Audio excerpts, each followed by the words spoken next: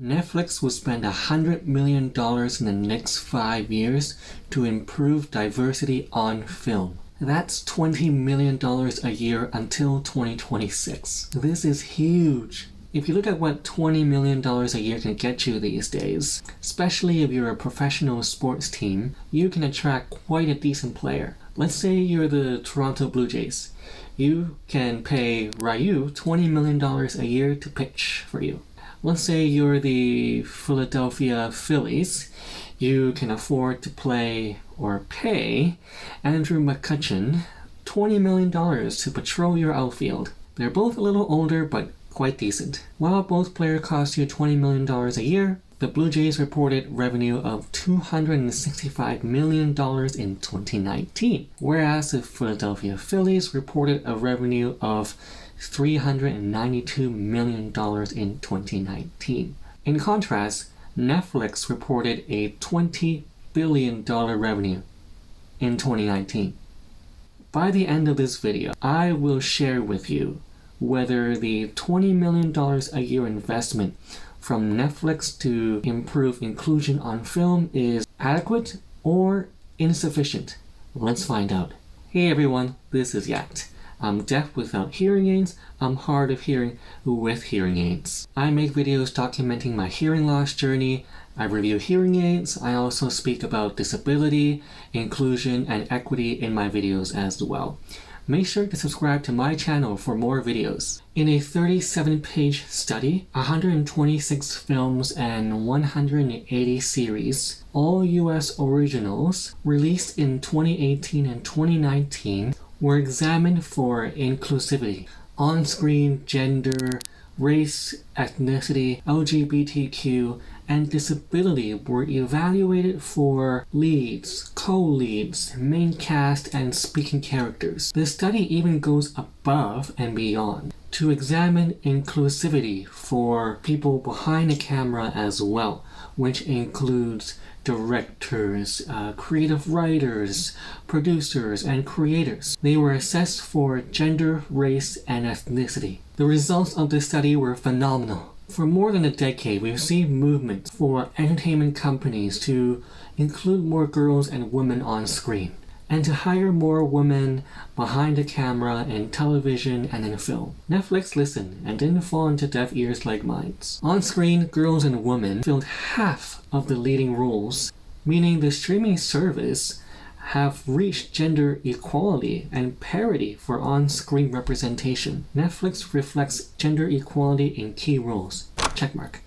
The percentage of underrepresented leads and main cast, as well as underrepresented speaking characters, grew on Netflix. According to this study, there was greater proportional representation from 2018 to 2019. These changes were driven by greater inclusion of Black talent in on-screen roles as well as in key creative positions. However, only 31.9% of leading roles were given to members of an underrepresented ethnic group, well below the 39.9% of the US population who are from a minority race. Netflix features racial ethnic inclusion in specific storytelling roles.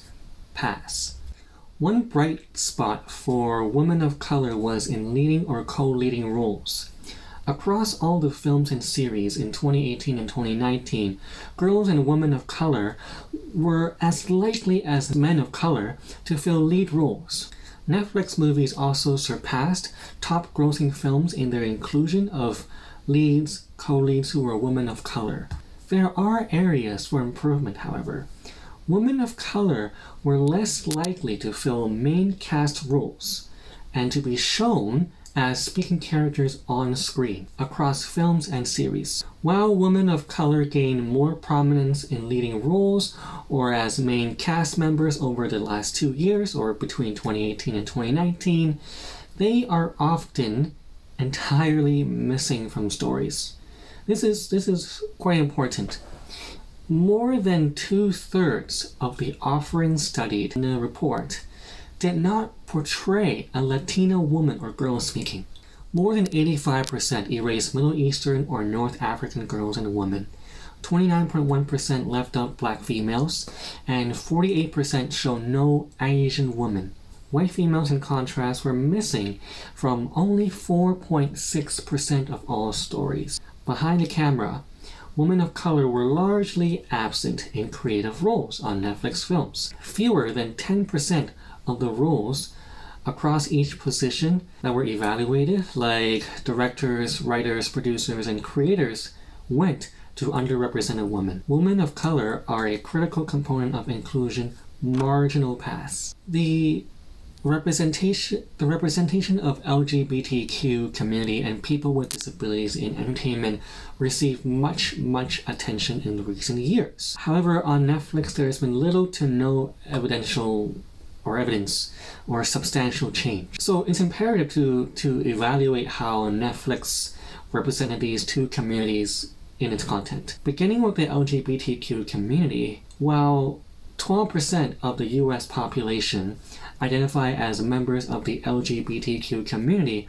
Netflix content did not really approach this benchmark, and in its representation of leads, main cast, or even speaking characters. Representation of this community was also predominantly white. The lack of women and people of color depicted as LGBTQ minimizes the authentic diversity in this community. Therefore, LGBTQ and disability communities are actually rarely seen and heard in storytelling.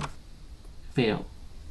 Deaf and hard of hearing people or people with multiple disabilities or invisible disabilities are also underrepresented through Netflix shows and series between 2018 to 2019. There has been no mention in the case study about deaf representations. Deaf is only mentioned once in the report, where it describes a character with disabilities. Hard of hearing was not mentioned. According to the study, the definition of disability was based on the text of the Americans with Disabilities Act, ADA, and included physical, communicative, and cognitive disabilities. What I would like to know is the number of deaf and hard of hearing representation, and are there any microtia representation on Netflix or on screen?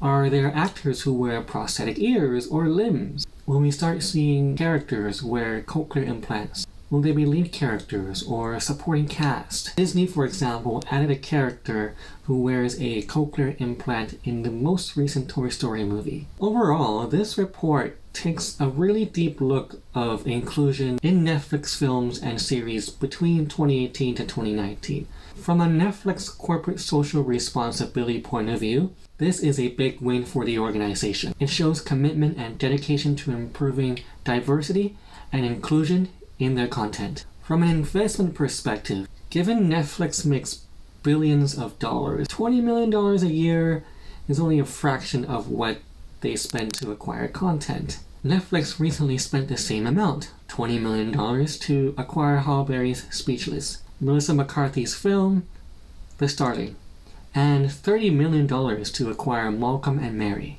When we look at what sports organizations make in comparison to Netflix, it does seem minuscule. That's why I think Netflix can commit to more money to improve diversity and inclusion on films. And I believe they can do even more to ensure there's fair representation.